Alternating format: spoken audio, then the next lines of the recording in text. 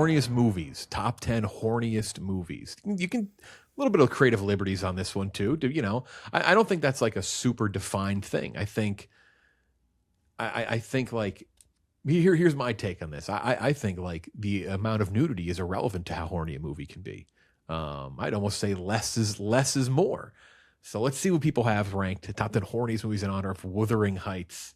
Klemmer, number 1. What is it? I'm gonna go with 9.5 Weeks. This is the Kim Basinger, Mickey Rourke movie from the 80s. This is something else. Basically, Mickey Rourke plays, if you haven't seen it, it's from the 80s. Mickey Rourke plays a Wall Street stockbroker, meets Kim Basinger, and then basically kind of like makes her, I don't say a sex slave, but kind of has her do more and more just provocative and strange things. I believe Adrian Lyne directed it, and Adrian Lyne, one of like the horniest director. I think he'd be like your 1-1 choice. Just a bizarre, bad movie. This isn't a good movie, but this director, I imagine, just walks around all the time with like a giant erection because this guy's always horny. This guy is so horned up. It's a bizarre movie, but the horniest thing I've ever seen by far. I'd say this is like 1-1 by a mile for me. That movie came out. Also, I mean, Adrian Lyne did Flashdance, did Jacob's Ladder, but also did another recent one, which is not going to be on my list. And I've seen 9.5 Weeks. Not a good movie, but agreed, that is a good pick. Did another one that I was kind of looking at like lists. Deep Water with Ben Affleck and Ana de Armas from 2022. Oh, wow. Terrible movie. That's crazy. Terrible movie. Bad. He did, yeah. He's done a lot. He's an interesting director, and I will say some of the visuals in 9.5 Weeks actually are pretty interesting. Besides insane nudity, like the way things are shot are interesting. There's just no story or rhyme or reason to why people are doing things, except for just because the director was horny. I'll tell you what, Ana de Armas' filmography is an unbelievable mix of like elite and absolute dog water. It's an amazing mix. It really is. It's bad. It's like mostly terrible. It's gotten to the point like where if she's not with like a really great director, I'm just like, this is gonna be bad. It's gonna be bad. If she's in on it, it's not. She's in bad waters right now. Although I didn't hate Ballerina, I should say. All right, I got the second pick. She came Ballerina. She did that movie with Wagner Moore, which is pretty good too. Although she's not like the star of it. Like, I don't know. Just it's not been great though. Yeah. Number 2, anyways. This is a classic. We've all seen it. Everyone listening to this podcast probably seen it. Top Gun. Top Gun is one of the horniest movies ever made. This is true for a lot of Tom Cruise's filmography, where the director shoots him like they want to fuck him. And boy, oh boy, do they want to fuck him and Val Kilmer in this movie, and they want those two characters to fuck. It is homoerotic is like not, that's almost not giving it justice. Like, this is gay porn. This is straight up gay porn at points, but it works. I love it. The horniness only makes it better. It's patriotic and horny at the same time. It's so bizarre and one of a kind. Love that movie. Love it. But I think Top Gun has to be on this list. The tension between Maverick and Iceman, I think you could go up against anything in Wuthering Heights. Like that is. Yeah, I think so too. Oh. The homoeroticism is on full tilt. When Val Kilmer chomps his teeth in Tom's face, you think he's gonna bend him over that fucking bench right there in that locker room. Like, it's crazy. You don't teeth chomp. There's no straight teeth. You don't teeth chomp right up in the nose. No. Yeah, that's a good pick. Kenjac 3. There are 2 directors, I think, that are 2 of the horniest directors, and a lot of my picks are going to come from both of them. I think one that really stood with me for a while would be Showgirls, that by Verhoeven. It's one of the most like diabolically horny movies I think ever made, and and this is going to be true for most things Verhoeven for sure. He's like a sick Dutch bastard, man. He loves showing off like dicks and butts and boobs and everything, and like he just loves it more than anything. And it is a deeply erotic movie, and I think that it is just there's barely a frame in this that isn't designed to make you horny. And I think that this movie just immediately shoots to the top of that ranking for me. So I got to go Showgirls.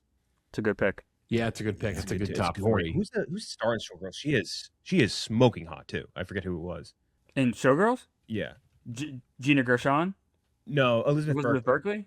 Elizabeth Berkley, yeah, she was. And and that came out when I was 16, so I can say with full confidence. You that shot it's one some of the low horniest stuff movies of all to time. Showgirls. So Gina Gershon, though, that was a great call too. She is also very, very hot in that. Number 4, I already talked about this movie today. One of my favorites of all time, Romeo plus Juliet. Really just, I mean, this is partly the director. Every scene is like sexy in this movie. It's like, it's probably over the top. I love it. I've well documented as one of my favorite movies ever made. It's so ridiculous. The party scene, the Capulet party scene alone is just so over the top horny, in your face in every way, shape, and form. Some of it like gross throughout the movie of like, this is so fucking cheesy, but I just love that. I love it. Love this movie, the colors, all the shots. Give me this trash 8 out of 7 days of the week. I'll take it. I'll take all that you got. Very, very horny movie. Number 5, maybe this one might be up there more. But I do like Romeo plus Juliet so much. But I'm gonna go Challengers, because Challengers does it in a way that other movies don't, and the fact that Challengers does it through things like tennis.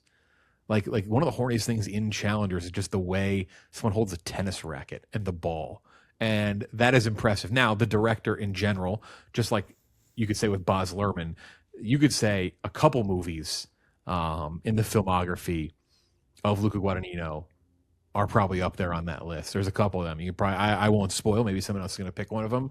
But Challengers is right up there. Challengers is kind of like Wuthering Heights in a sense that like it wasn't quite as intense as you expected. But what Challengers did was it committed to that kind of that edge that everyone talked about with Wuthering Heights that we talked about earlier, which it broke through and kind of killed the tension, where Challengers never really does.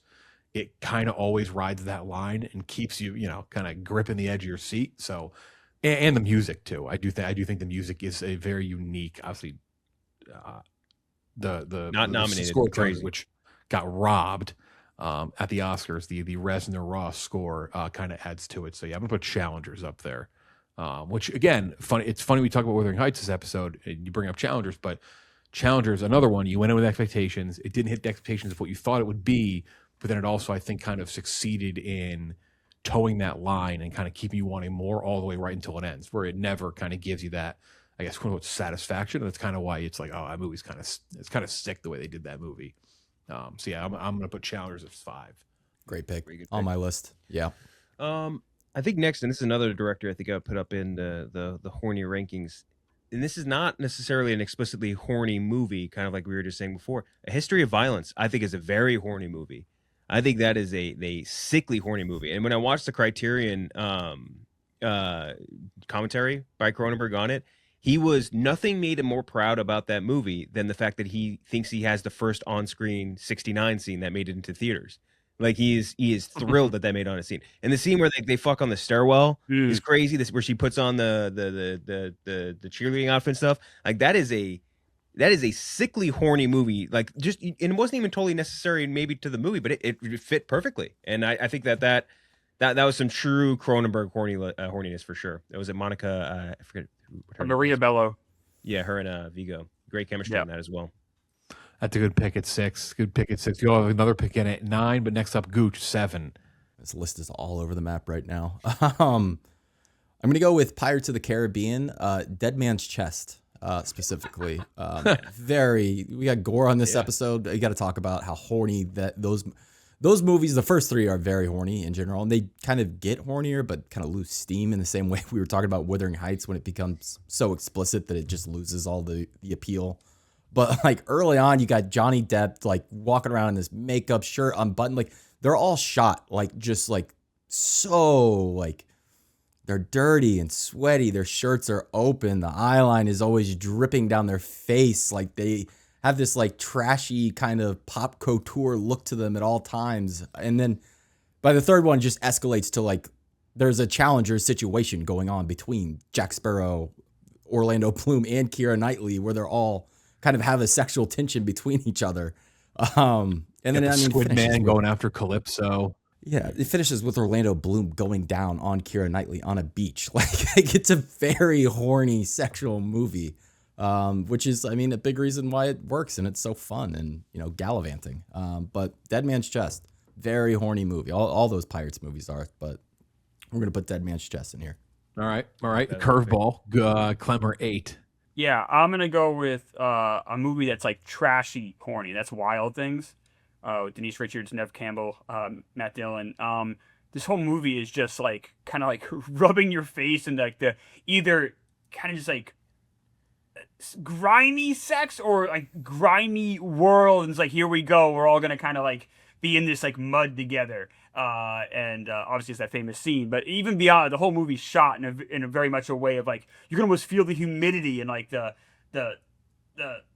over sexualized feelings throughout. Wild Things it has to be on here for me. Man, we're everywhere. This we're all over the fucking map right now. Oh yeah, very, very, very much all over the map. Kenjac, you're up next, 9, and then Klemmer rounds it out. I think I'll go with one that this is a movie I definitely watched too young. I think I was probably like 11 or 12. The Secretary with our good boy. That was on my list too. Yeah, James Spader and was it Maggie Gyllenhaal, right? Yep. But yeah, that is a deeply sexual movie. That it is very horny, and it is like it is. It's kind of funny thinking about that too, comparing it to Wuthering Heights, like how that movie really goes for it, like the fucking car scene, like all that shit, like that. It really, really, really goes for it, and the actual like the sexual tension in it is like palpable from two people that like maybe you wouldn't necessarily expect from. Like it's not like a movie like 50 Shades, where it's like let's get these two hyper attractive people, or even like with Wuthering Heights, where like these two super attractive people that is the venue for your horniness. Like no, these are two like Spader and handsome man, Gyllenhaal, like pretty lady, but like they're two regular-ish looking people, and you feel that sexual tension, which I'll give it the horny pass here. That's a great pick. Yep, very good pick. Klemmer rounded out, throw us a curveball, throw us a surprise. I'm torn between one movie about repression and then the other one just about kind of evil sexuality. So I'll throw it to you guys to kind of split because I can't split the difference here. It's either Saltburn or Black Swan. What do you guys think is more horny? Ooh, Saltburn's so out there. I think. But is it horny? Is it horny or shock horny? You know what I mean? Like I think there's a difference. Yeah, it's maybe it's shock. Maybe it's shock. I'm fine with Black Swan then, because that whole movie is just about sexual repression, and like you can feel it like from the frames of the movie. I like that. And everything is shot. Everything has like sexual undertone, sexual meaning, pretty much throughout that entire film. So I'll go with Black Swan. That's a fine answer for me. When she's flicking her bean and she wakes up and sees her mom just sitting there, it's crazy. Black Swan is a movie that I feel like wouldn't shock audiences now, but like it definitely was like, oh wow. So if people didn't know what it was, be like, oh, this is a ballet movie, and then go and they see what it is. Like, holy shit. Okay, good list. Crazy, all over the place.